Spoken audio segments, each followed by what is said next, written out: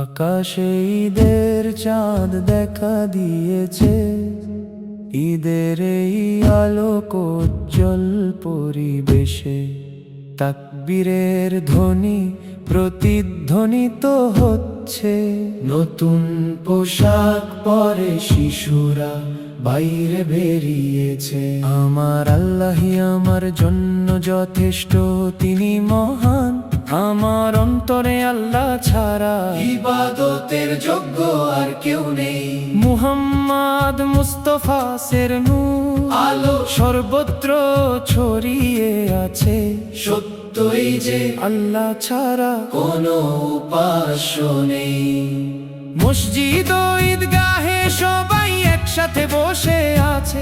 আকাশে ঈদের চাঁদ চকচক করছে, আর সর্বত্র শোনা যাচ্ছে তাকবীরের আওয়াজ। হে আমার মালিক, আমি সর্বদা কেবল আপনার কাছেই চাই। হে আল্লাহ, আপনার রহমতের ছায়া আমার উপর চিরকাল বজায় রাখুন।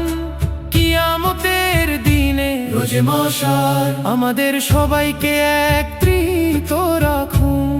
আমার পরিবার ও আত্মীয় স্বজনকে জান্নাতে এক করে দিন।